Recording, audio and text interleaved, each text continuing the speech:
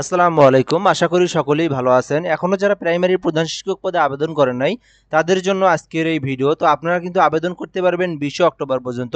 তো আজকে এই বিষয়টা নিয়ে আমরা আলোচনা করব। কারা, কারা আবেদন করতে পারবে, কারা, কারা আবেদন করতে পারবে না, কিভাবে প্রিপারেশন নিবেন এবং শেষ তারিখ, শিক্ষাগত যোগ্যতা এই বিষয়গুলো নিয়ে আজকের ভিডিওতে আমরা সুন্দরভাবে আপনাদেরকে দেখে দেওয়ার চেষ্টা করব। কিভাবে আবেদন করবেন এই বিষয়টা আজকের ভিডিওতে থাকছে। সো ফুল ভিডিওটাই আপনি কিন্তু শেষ পর্যন্ত দেখলে আপনি প্রাইমারি প্রধান শিক্ষক পদে যে সার্কুলারটা, এই যে প্রধান শিক্ষক পদে এই বিষয়টা সম্পর্কে জানতে পারবেন। কত টাকা পেমেন্ট করতে হবে সেই বিষয়টা কিন্তু আপনি এই ভিডিওটা দেখলেই জানতে পারবেন।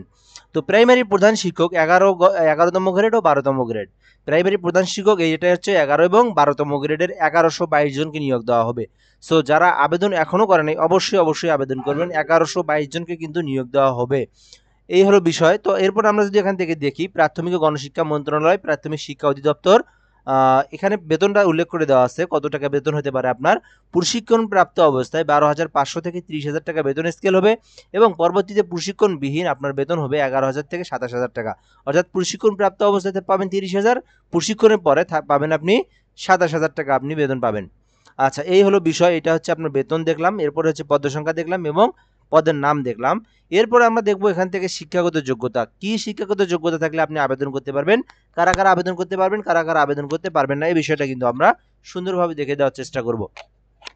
তো কোন স্বীকৃতি বিশ্ববিদ্যালয় হতে অনন্য দ্বিতীয় শ্রেণীর বা সমমানের সিজিপিএ সহ স্নাতক বা সম্মান বা সমমানের ডিগ্রি। আচ্ছা, এই বিষয়টা একটু যদি আমরা বলি, কোন স্বীকৃতি বিশ্ববিদ্যালয় হতে অনন্য দ্বিতীয় শ্রেণী আপনার অর্থাৎ এসএসসি, এইচএসসি অথবা আপনার ডিগ্রি যে বিষয়টা আপনি বলেন, তো এখানে কোনো বিশ্ববিদ্যালয় হতে অনন্য দ্বিতীয় শ্রেণী বা সমমানের সিজিপিএ সহ স্নাতক বা স্নাতক ডিগ্রি, অর্থাৎ এই বিষয়টা বলা হচ্ছে এখানে আপনি যে কোনো বিশ্ববিদ্যালয় হতে স্নাতক অথবা ডিগ্রি পাস করলে আবেদন করতে পারবেন। ক নাম্বারের মধ্যে এখানে শুধুমাত্র অনার্স অথবা ডিগ্রি পাস করলে আপনি আবেদন করতে পারবেন, অথবা আপনি মাদ্রাসা শাখা থেকে যারা ফাজিল পাস করছে তারা আবেদন করতে পারবে। বিষয়টা আমি আবারও ক্লিয়ার করে দেই। যারা অনার্স পাস করছেন, কোনো অভিজ্ঞতার প্রয়োজন নাই, কোনো কিছুর প্রয়োজন নাই, শুধুমাত্র অনার্স পাস করছেন আপনি আবেদন করতে পারবেন, শুধুমাত্র ডিগ্রি পাস করছেন আবেদন করতে পারবেন, শুধুমাত্র ফাজিল পাস করছেন আবেদন করতে পারবেন। ঠিক আছে? আচ্ছা, এই এক কথায় অনার্স ডিগ্রি সমমান যাই আছে, যেটা যে দিক থেকে আবেদন মানে এডুকেশনাল কোয়ালিফিকেশন, সে আবেদন করতে পারবে। এইটা হলো প্রথম যে তাদের হচ্ছে নিয়ম, সেই বিষয়টা সেখানে বলে দেওয়া আছে। দ্বিতীয় যে বিষয়টা সেটা সেটা হচ্ছে শিক্ষা জীবনে কোনো স্তরে তৃতীয় বিভাগ অথবা সমমানের সিজিপিএ, সমমানের জিপিএ অথবা তৃতীয় শ্রেণী বা সমমানের সিজিপিএ গ্রহণযোগ্য হবে না। আচ্ছা, এই বিষয়টা আমি যদি আপনাদেরকে একটু ক্লিয়ার করে বলি, শিক্ষা জীবনে কোনো স্তরে, শিক্ষা জীবন বলতে এখানে কি বোঝাচ্ছে আপনার, কিন্তু শিক্ষা জীবনে বলতে এখানে কোন কোন সার্টিফিকেটগুলো অ্যাটাচ করবেন আপনি। আপনার কিন্তু বর্তমানে ক্লাস 5, ক্লাস 8 এর সার্টিফিকেট কিন্তু অ্যাটাচ করতে হয়, তাই না? যে কোনো চাকরির ক্ষেত্রে অ্যাপ্লাই করার সময় বেসিক্যালি হচ্ছে আপনার এই পদগুলোর জন্য এগুলো আপনার হলো এসএসসি থেকে ধরা হয়। হ্যাঁ, এসএসসি, তারপরে এইচএসসি, তারপরে আপনি শেষ পর্যন্ত যেটাই দিয়ে থাকেন। তো এখানে বলা আছে শিক্ষা জীবনে অর্থাৎ আপনার এসএসসি, এইচএসসি, অনার্স ডিগ্রি কোনো স্তরে তৃতীয় বিভাগ থাকা যাবে না, অর্থাৎ আপনি কোনোভাবেই 2 পয়েন্টের নিচে থাকলে আপনি আবেদন করতে পারবেন না। ঠিক আছে? এখানে বলে দেওয়া আছে শিক্ষা জীবনে কোনো স্তরে তৃতীয় বিভাগ অথবা সমমানের জিপিএ অথবা তৃতীয় শ্রেণী অথবা সমমানের সিজিপিএ গ্রহণযোগ্য না। অর্থাৎ এইখানে আপনার এসএসসি, এইচএসসিতে 2.50 নিচে থাকলে আপনি আবেদন করতে পারবেন না। 2.50 নিচে থাকলে আপনি আবেদন করতে পারবেন না। এবং আপনার হচ্ছে এখানে যেহেতু হচ্ছে সিজিপিএ 4 অনার্স ডিগ্রি ফাজিলের, সেই ক্ষেত্রে আপনি অনার্স অথবা ডিগ্রি অথবা ফাজিল যারা আছেন তাদের জন্য 2.25 এর নিচে আসলে আবেদন করতে পারবে না। আচ্ছা, এই বিষয়টা আমি একটু এখানে লিখে আপনাদেরকে দেখাই, তাহলে আপনারা আরো বিষয়টা সুন্দর করে ক্লিয়ারলি বিষয়টা বুঝতে পারবেন।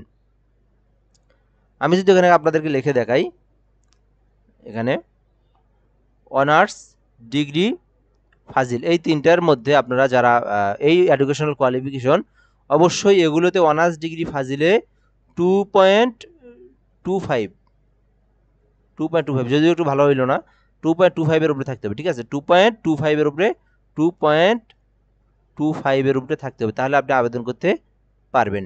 এবং এসএসসি, এইচএসসি, এইচএসসিতে অবশ্যই আপনাকে 2.50 এর উপরে থাকতে হবে, 2.50 এর উপরে থাকতে হবে, তাহলে আপনি আবেদন করতে পারবেন। বিষয়টা সুন্দর করে বুঝাই দিলাম আপনাদেরকে। অর্থাৎ এসএসসি, এইচএসসিতে 2.50 এর উপরে থাকলে আবেদন করতে পারবেন। অনার্স, ডিগ্রি, ফাজিল এগুলোতে আপনার 2.25 এর উপরে থাকতে হবে। ঠিক আছে? আপনি যদি মাস্টার্স অ্যাটাচ করতে চান সেটা আপনার ব্যক্তিগত বিষয়, আপনি কামিল অ্যাটাচ করতে চান সেটা আপনার ব্যক্তিগত বিষয়, আপনি অ্যাটাচ করতে পারবেন। সেগুলো তো আপনার অবশ্যই 2.25 এর উপরে রেজাল্ট থাকতে হবে, তাহলে আপনি অ্যারেস্ট করতে পারবেন। আচ্ছা, এরপর আমরা নিচের দিকে যে বিষয়টা দেখব, কারা কারা আবেদন করতে পারবে এই বিষয়টা কিন্তু আমরা বলে দিলাম। এখান থেকে আমরা যদি নিচে এসে দেখি এখানে কি অনুযায়ী পরীক্ষা হবে, যেটা বললাম তফসিল 2 অনুযায়ী কিন্তু গৃহীত পরীক্ষায় উত্তীর্ণ হতে হবে আপনাকে, সে বিষয়টা এখানে লেখা আছে। লিখিত পরীক্ষা হবে, লিখিত পরীক্ষার মধ্যে বাংলাতে থাকবে 25 নম্বর, ইংরেজিতে 25 নম্বর, গণিত দৈনন্দিন বিজ্ঞানে থাকবে 20 নম্বর এবং সাধারণ জ্ঞান এবং আন্তর্জাতিক বিষয়গুলিতে থাকবে 20 নম্বর।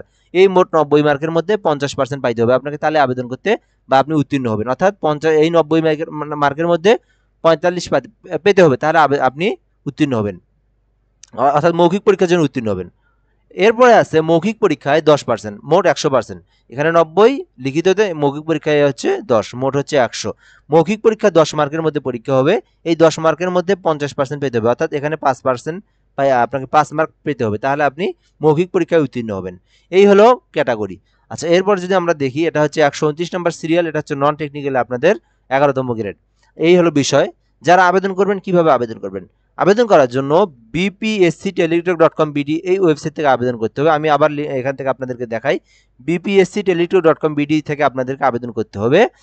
এরপর আবেদনটা শুরু এবং শেষ তারিখ কবে সেটা আমরা যদি দেখানোর চেষ্টা করি, আবেদন হচ্ছে 20 তারিখে শুরু, যদিও এটা 24 তারিখ শুরু হয়েছে, 24 তারিখ 12টার দিকে, শেষ হবে কিন্তু 20 তারিখ, অর্থাৎ আজকে হচ্ছে অক্টোবর মাসের 3 তারিখ, অক্টোবর মাসের 20 তারিখে গিয়ে আপনাদের আবেদনটা কিন্তু আর করতে পারবেন না, এর মধ্যে আপনাদেরকে আবেদনটা করতে হবে। আচ্ছা, তো আবেদনটা কিভাবে করবেন? নিজেরা করতে চাইলে এখান থেকে দেওয়াই আছে, এই যে bpscteletalk.com.bd, এখান থেকে আপনাদেরকে করতে হবে। আর যদি নিজেরা না করতে পারেন, সেক্ষেত্রে আমাদের থেকে আপনারা সহযোগিতা নিয়ে আমাদের থেকেও করে নিতে পারেন। আমাদের হোয়াটসঅ্যাপ নাম্বার দেওয়া আছে, হোয়াটসঅ্যাপে শুধুমাত্র টেক্সট করলে আমাদেরকে আপনি পাবেন 01775830312, 01775830312। তো এই হলো বিষয়, আমাদের থেকে করে নিতে পারবেন এই নাম্বারে যোগাযোগ করে। তো এরপরে যদি আমরা এখান থেকে দেখাই কত টাকা পেমেন্ট ফি দিতে হবে, সো পেমেন্ট ফি কিন্তু দেওয়াই আছে এখানে, 129 নম্বর সিরিয়াল 11তম গ্রেডের 150 টাকা পেমেন্ট ফি, এটা কিন্তু সরকারই কেটে নিবে, 150 টাকা কেটে নিবে। তো এই হচ্ছে মূলত বিষয়। যারা নিজের আবেদন করবেন এখান থেকে করতে পারেন, তাদের আবার 300/80 পিক্সেলের একটা স্বাক্ষর, 300/300 পিক্সেলের একটা ছবি ক্রপ করে কেটে নিতে হবে। নেওয়ার পরে আবেদন করার পরে এই অপশন থেকে পেমেন্টটা আপনাদেরকে করতে হবে। এখানে কিভাবে পেমেন্ট করবেন?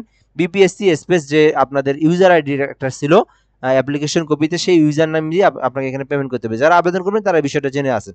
সো আবেদন করবেন, এই যে এখান থেকে আপনারা বিপিএসসি যে ওয়েবসাইট আছে এখানে আসবেন, আসার পরে আপনারা দেখবেন নিচের দিকে আসলে দেখবেন bpscteletalk.com.bd ওয়েবসাইটে আমরা আসি, এখান থেকে আপনি নন ক্যাডেটে ক্লিক করবেন, দেন এখান থেকে আপনি নিচের দিকে আসলে দেখবেন সার্কুলার নামে একটা অপশন আছে। সো এখান থেকে আপনি অ্যাপ্লাই অনে ক্লিক করে দিয়ে অ্যাপ্লাই নাও ক্লিক করে দিয়ে নিচের দিকে আসলে দেখবেন আপনি হেডমাস্টার অপশন, এখান থেকে নেক্সটে ক্লিক করবেন। সমস্ত বায়োডাটাগুলো আপনি সুন্দর করে পূরণ করে দিয়ে এখানে আপনি সাবমিট দিবেন। পরবর্তীতে আপনি শুধুমাত্র ছবি এবং স্বাক্ষরটা দিয়ে আপনার আবেদনটা সুন্দরভাবে করতে পারেন। এই হলো মূলত আপনার প্রাইমারি সার্কুলার যে বিষয়।